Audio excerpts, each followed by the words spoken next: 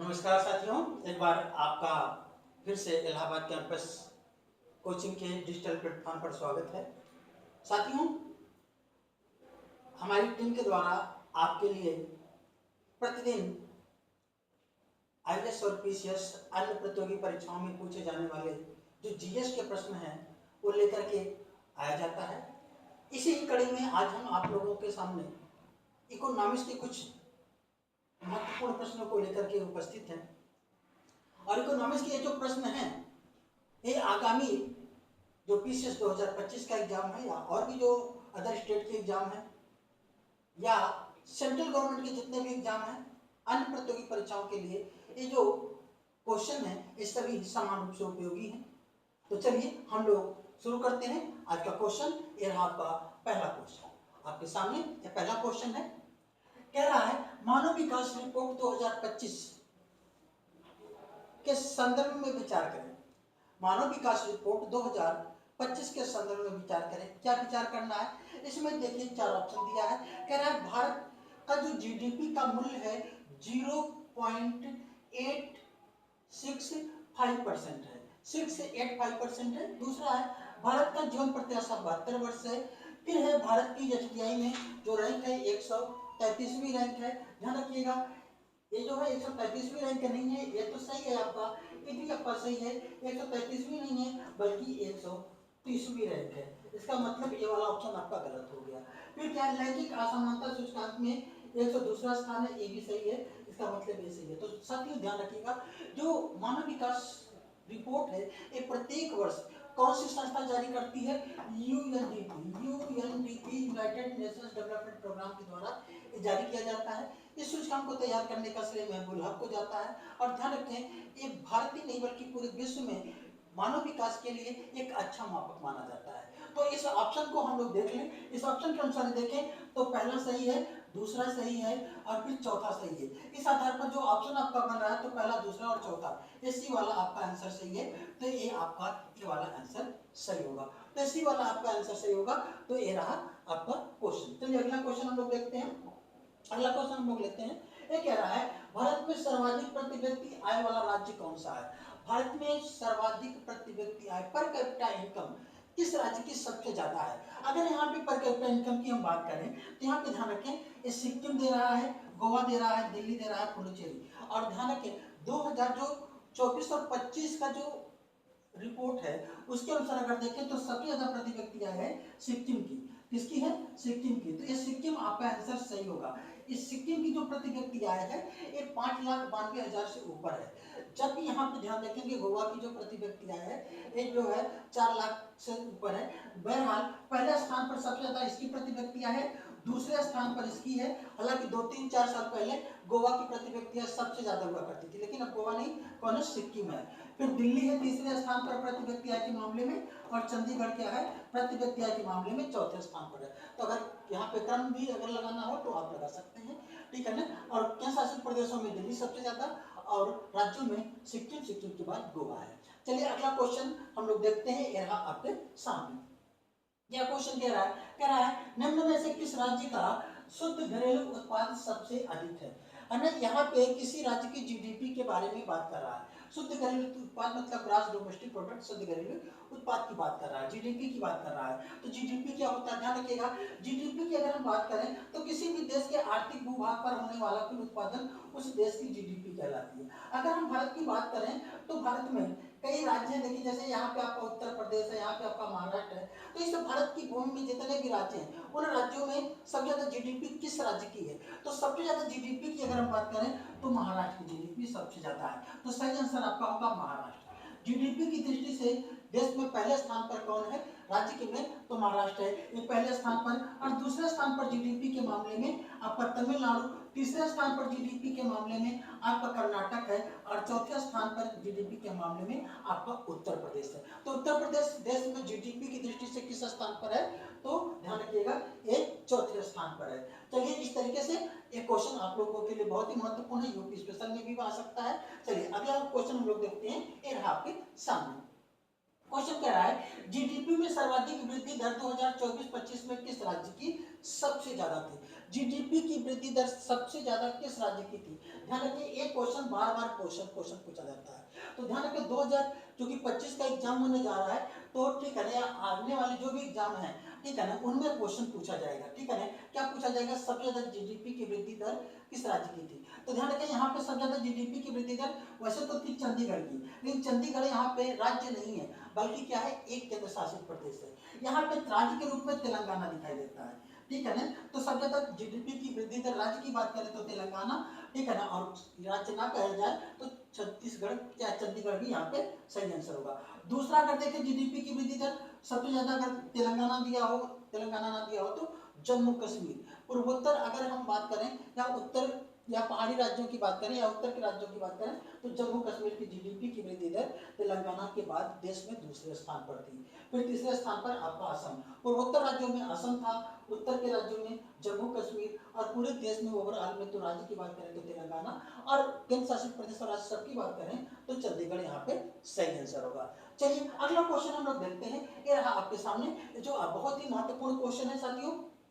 ध्यान रखें कि ये जो आपका पीसीएस का एग्जाम जो 12 अक्टूबर को निर्धारित है, इस एग्जाम के बाद हम लोग ऑनलाइन और ऑफलाइन दोनों आईएएस और पीसीएस 2026 के लिए प्रारंभिक परीक्षा जो है की तैयारी शुरू कराने जा रहे हैं। ऑनलाइन ऑफलाइन दोनों बैच चलेगा, तो इसलिए जिसको भी ऑनलाइन और ऑफलाइन जिसमें भी आप सुटेबल आप समझ रहे हैं, उसमें आप तुरंत जो है ज्वाइन होकर के अपना आगे के लिए तैयारी करें। और साथ में जिन भी विद्यार्थियों का प्रारंभिक परीक्षा में अच्छा पेपर होता है और उनको ये लगता है कि और जो है उनका रिजल्ट आता है कि हाँ वे प्रारंभिक परीक्षा 2025 क्रैक कर रहे हैं, तो उन लोगों के लिए पीसीएस का मुख्य परीक्षा का स्पेशल बैच भी प्रारंभ किया जा रहा है। ठीक है ना, तो चलिए हम लोग आगे देखते हैं अगला क्वेश्चन। ये रहा आपका अगला क्वेश्चन कि 2023-24 में न्यूनतम सकल घरेलू उत्पाद वाला राज्य कौन सा था? ठीक है ना, सबसे ज्यादा सकल घरेलू उत्पाद किस राज्य की थी? अभी महाराष्ट्र की सबसे ज्यादा थी, तो सबसे कम किस राज्य की थी? तो सबसे कम राज्यों में देखेंगे तो मिजोरम होगा।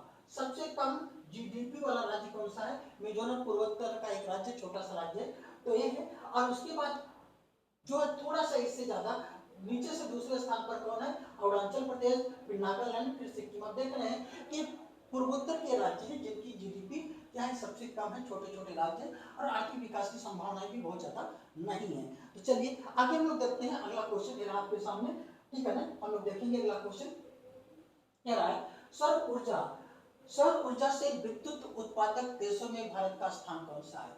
सौर ऊर्जा से विद्युत उत्पादक देशों में भारत का जो स्थान है वो तृतीय स्थान है। ध्यान रखिएगा, प्रथम स्थान पर चीन, दूसरे स्थान पर कौन है? आपका जो है अमेरिका। तो प्रथम स्थान पर कौन है? चीन है, और फिर कौन है? अमेरिका है। ठीक है ना, तो इसको ध्यान रखिएगा। चलिए आगे हम लोग देखते, तीसरे स्थान पर भारत है। चलिए तो आपका ये आंसर आपका सही होगा, इसको आप लोग लगाएंगे। चलिए अगला क्वेश्चन है, ये आपके सामने है। अगला क्वेश्चन है, जैव ऊर्जा से विद्युत उत्पादन करने वाले देशों में प्रथम स्थान किस देश का है? जैव ऊर्जा ध्यान रखिएगा, तो प्रथम स्थान किस देश का है? तो प्रथम स्थान चीन का है। ध्यान रखिए किसका है? चीन का। ये पहले स्थान पर है चीन, ठीक है ना, दूसरे स्थान पर आपका ब्राजील है, तीसरे स्थान पर आपका कनाडा है, और चौथे स्थान पर आपका अमेरिका जैव ऊर्जा से विद्युत उत्पादन करने में। तो सबसे मतलब जो आपका आंसर होगा वो कौन सा होगा? ये आपका चीन होगा, इसको आपको ध्यान में रखना है। चलिए अगला क्वेश्चन ये रहा आपके सामने, क्या कह रहा है? अक्षय ऊर्जा से विद्युत उत्पादन करने वाले देशों में भारत का स्थान कौन सा है? अक्षय ऊर्जा, ठीक है ना, यहाँ पे अक्षय ऊर्जा के मामले में भी अगर हम देखें तो भारत का स्थान कौन सा है? तीसरा है। ठीक है ना, अक्षय ऊर्जा पहला स्थान वही कौन है? चाइना है, और फिर क्या है? अमेरिका। तो ध्यान रखिए आपका सही आंसर क्या होगा? ये तीसरा, ये वाला आंसर सही होगा। चलिए अगला क्वेश्चन हम लोग देखते हैं। अगला क्वेश्चन ये रहा आपके सामने, 2024 में वैश्विक व्यस्ततम यात्री एयरपोर्ट रहा है। ठीक है ना, यहाँ ध्यान 2024 की बात हम लोग कर रहे हैं और 25 चल रहा है, मतलब पिछले साल सबसे ज्यादा व्यस्त एयरपोर्ट यात्री एयरपोर्ट कौन सा था? तो ध्यान रखिएगा, सबसे व्यस्त यात्री एयरपोर्ट वो था आपका अटलांटा एयरपोर्ट। ये कहाँ पे पड़ता है? यह यूएसए अमेरिका में पड़ता है। ठीक है ना, तो अटलांटा एयरपोर्ट ये जो है अमेरिका का था। दूसरे स्थान पर ठीक है ना आपका दुबई एयरपोर्ट था, यूएई की कैपिटल है। फिर तीसरे स्थान पर आपका अमेरिका का एयरपोर्ट था, डल्लास पोर्ट वर्थ था। फिर चौथे स्थान पर आपका जापान का टोक्यो था। भारत का ध्यान रखिएगा, भारत का दिल्ली एयरपोर्ट, भारत का जो दिल्ली एयरपोर्ट है, एयरपोर्ट जो है वो किस स्थान पे था, वे 9वें स्थान पर था। तो भारत का दिल्ली एयरपोर्ट 9वें स्थान पर, अगर भारत की बात करें तो सबसे व्यस्ततम में हम टॉप 10 में हमारा एक एयरपोर्ट शामिल है जो है दिल्ली है। चलिए अगला क्वेश्चन हम लोग देखते हैं, ये रहा आपके सामने। अगला क्वेश्चन क्या कह रहा है, ठीक है ना, कह रहा है वर्तमान में विश्व में सर्वाधिक रेल की लंबाई है, वर्तमान समय में विश्व में सबसे ज्यादा रेल लाइन कहां पर है। तो ध्यान रखिएगा, कभी रेल लाइन के मामले में अमेरिका पहले स्थान पर होता था, भारत दूसरे स्थान पर होता था, लेकिन आज भी अमेरिका पहले स्थान पर है, ये तो बना हुआ है, सबसे ज्यादा इसी का है। दूसरे स्थान पर चीन है, तीसरे स्थान पर रूस, मतलब पहले स्थान पर, ये दूसरे स्थान पर, और ये क्या है, ये तीसरे स्थान पर है, और भारत क्या है, चौथे स्थान पर। विश्व में रेल लाइन की लंबाई के पॉइंट ऑफ व्यू से भारत किस स्थान पे, चौथे स्थान पर है। चलिए ऐसे ही हम लोग देखते हैं अगला क्वेश्चन। अगला क्वेश्चन ये रहा आपके सामने। साथियों, आप लोगों को एक बात हम कहना चाहेंगे कि अगर आप लोगों को ये वीडियो अगर पसंद आता है तो आप लोग प्लीज इस वीडियो को लाइक करना और सब्सक्राइब करना ना भूलें। चलिए तो हम लोग ये देखते हैं कि 11वां क्वेश्चन, 11वां क्वेश्चन क्या कर रहा है, निम्नलिखित में सुमेलित नहीं है। इसमें क्या सुमेलित नहीं है, इसके बारे में अगर हम बात करें तो सुमेलित की बात करें तो जैसे देखें, संजय मल्होत्रा, संजय मल्होत्रा क्या है, ये आरबीआई के गवर्नर है, ठीक है ना, वर्तमान में संजय मल्होत्रा साहब आरबीआई के गवर्नर है। फिर इसके बाद देखें श्री हर्षवर्धन अग्रवाल, एक फिक्की के चेयरमैन है, ध्यान रखें, अक्सर इंडिविजुअल क्वेश्चन में भी पूछ लिया जाता है, ये सही है। फिर तुहिन कांता पांडे, इस जो है सेबी है, security exchange board of India, भारतीय है प्रतिभूति विनिमय बोर्ड, ठीक है ना, इसके अध्यक्ष की बात कर रहा है, ठीक है ना, तो ये यहाँ पे शामिल है, ठीक है ना। फिर इसके बाद अगर बात करें तो जो सेथिल पांडियन है, सेथिल पांडियन CII के अध्यक्ष नहीं है, ठीक है ना, बल्कि क्या है, सेथिल पांडियन क्या है, ये जो है WTO, क्या है, WTO का भारत में, भारत की ये राजदूत है, भारत की क्या है, WTO में राजदूत है, इसको ध्यान रखिएगा, WTO में भारत के क्या है, राजदूत है। और ध्यान रखिए एक चीज और भी, यहीं पे हम थोड़ा सा देख लें, जो इस समय CCI के जो अध्यक्ष हैं वो रवनीत कौर है, कौन है, रवनीत कौर, इनको ध्यान रखिएगा। चलिए इसी तरीके से हम लोग अगले क्वेश्चन पे आते हैं। अगला क्वेश्चन ये रहा आपके साथियों, तो हम लोग देखते हैं, ठीक है ना, अगला क्वेश्चन ये रहा आपके सामने। अगला क्वेश्चन क्या है, कह रहा है फोर्ब्स सूची अप्रैल 2025 में भारत के कितने लोग शामिल थे, भारत के कितने लोग शामिल थे, तो सही आंसर क्या होगा, 4 लोग, ठीक है ना, 4 लोग शामिल थे, इसको आप लोग देख सकते हैं फोर्ब्स सूची में, ठीक है ना। और इसमें जो है अगर देखा जाए तो मुकेश अंबानी, ठीक है ना, अडानी और भी यहाँ पे लोग शामिल हैं। चलिए बहरहाल अगला क्वेश्चन हम लोग देखते हैं, ये आपके सामने बहुत अच्छा क्वेश्चन है ना। MSME उद्यमों की संख्या शीर्ष स्थान पर कौन सा राज्य है, ठीक है ना, माइक्रो स्मॉल और मीडियम इंटरप्राइजेज, जिसे हम हिंदी में कहते हैं सूक्ष्म लघु मध्यम उद्यमों में सबसे ज्यादा संख्या किस राज्य में है।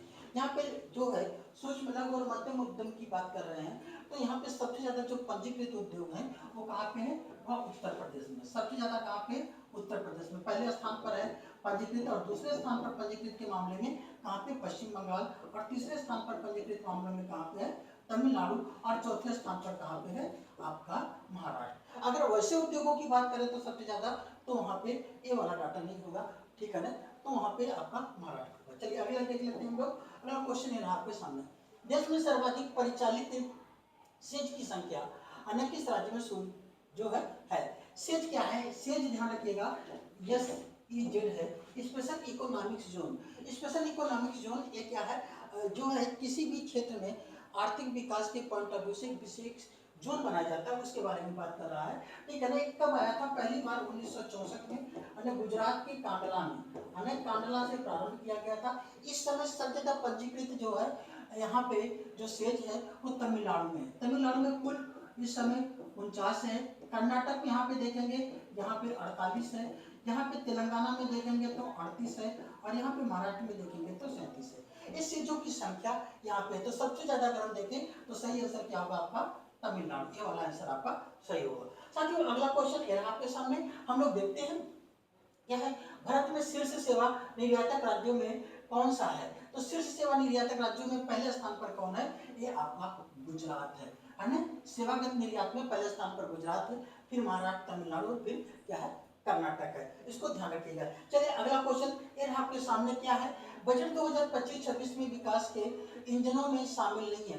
ठीक है, ध्यान रखिएगा। बजट 2025-26 के विकास के 4 इंजन बताए गए हैं। उन 4 इंजनों में ध्यान रखिए, कृषि है, सूक्ष्म लघु है ना, और यहाँ पे ठीक है ना सर्व मध्यम उद्योग है, और निवेश भी है, सेवा क्षेत्र का विकास यहाँ पे शामिल नहीं है। तो ये वाला आपका आंसर सही होगा कि इसको नहीं शामिल किया गया है। चलिए अगला क्वेश्चन हम लोग देखते हैं। ये आपके सामने क्या कहता है क्वेश्चन, हमें बीमा क्षेत्र में एफडीआई की अधिकतम सीमा कितनी है। एफडीआई की बीमा क्षेत्र में सीमा पहले थी 74%, लेकिन भारत सरकार ने इसमें जो है परिवर्तन करते हुए इसकी सीमा को 100% कर दिया है। इसका मतलब इसका सही आंसर क्या होगा आपका जो है 100%।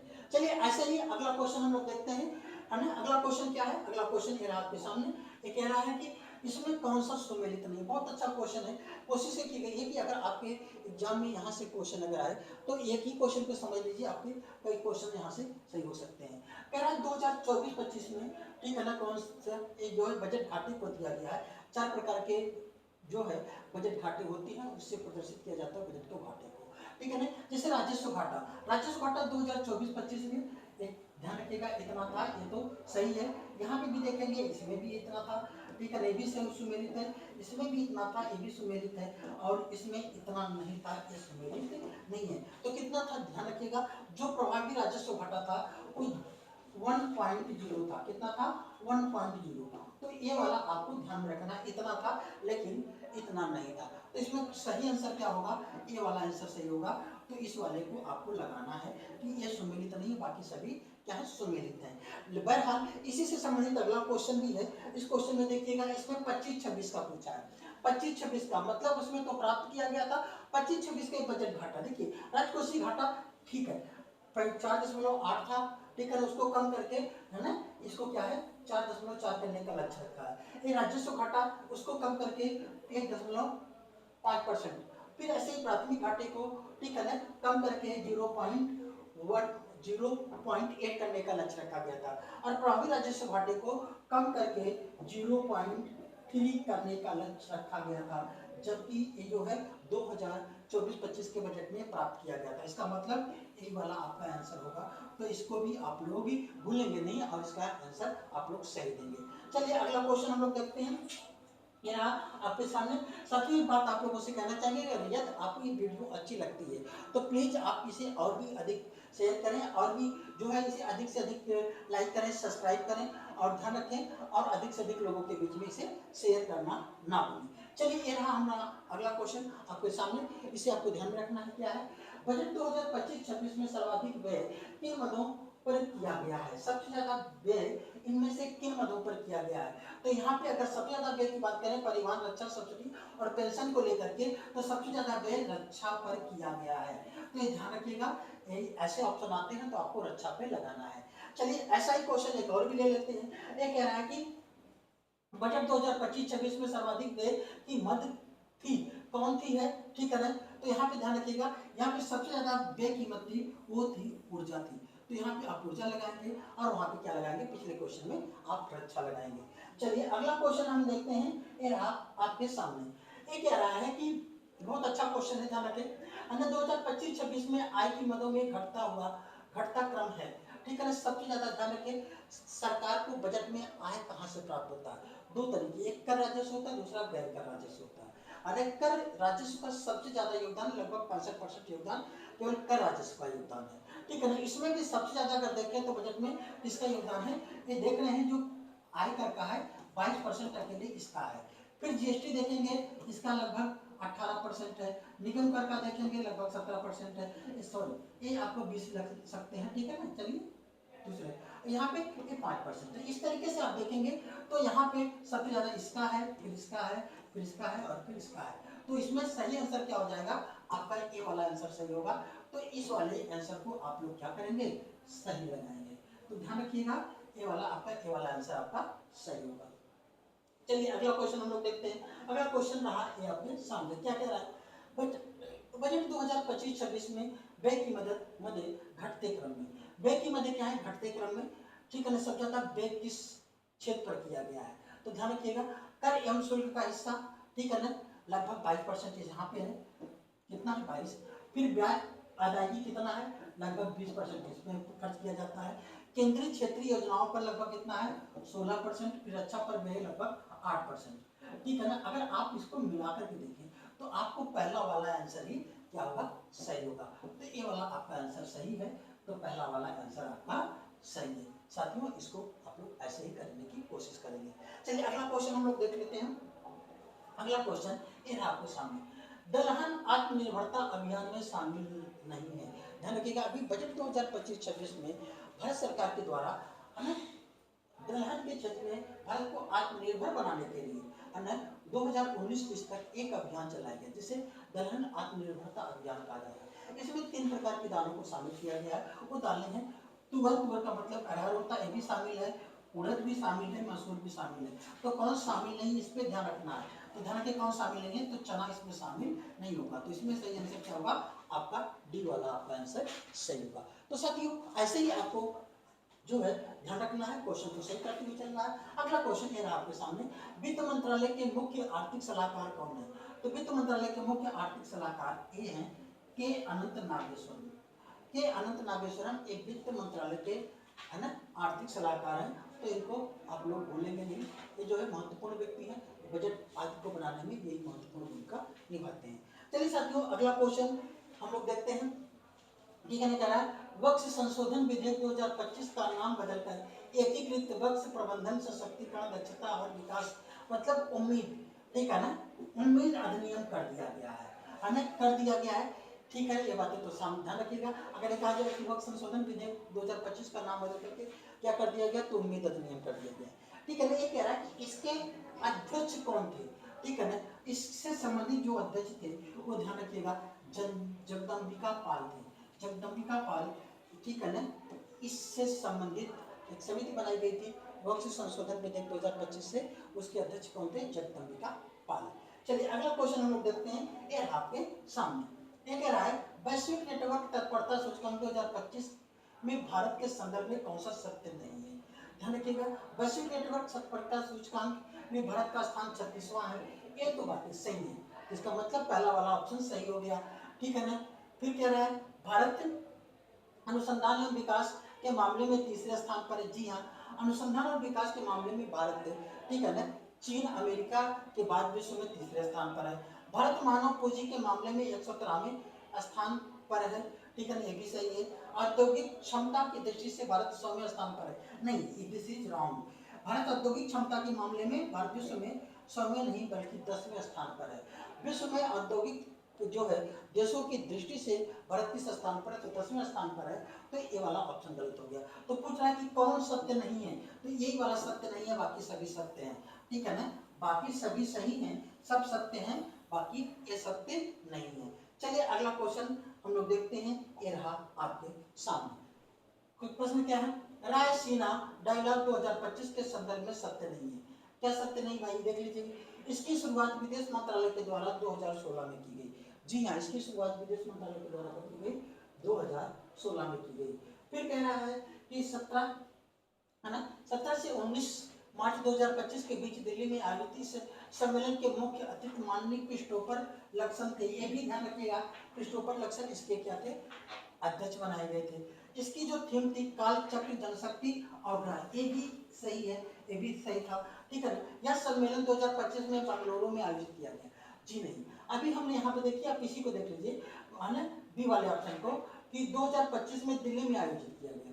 तो सीधी सी बात है, जब दिल्ली में आयोजित किया गया वो सही है, तो ये वाला सही नहीं है। तो इसमें सही आंसर क्या होगा, डी।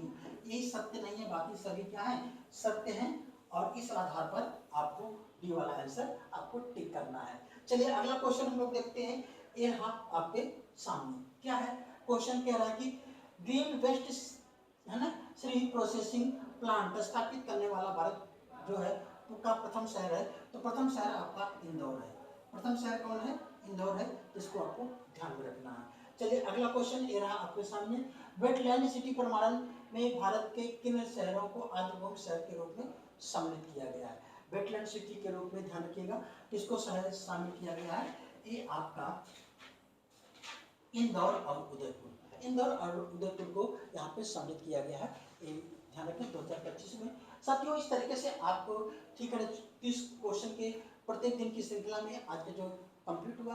यदि आपको वीडियो पसंद आई हो तो आप इसको लाइक करना, शेयर करना ना भूलें और हमारे ऐसे ही जो है प्रतिदिन वीडियो को देखने के लिए हमारे चैनल को सब्सक्राइब कर लें और जो है हमें फिर हम लोग मिलते हैं अगले वीडियो में। Thank you.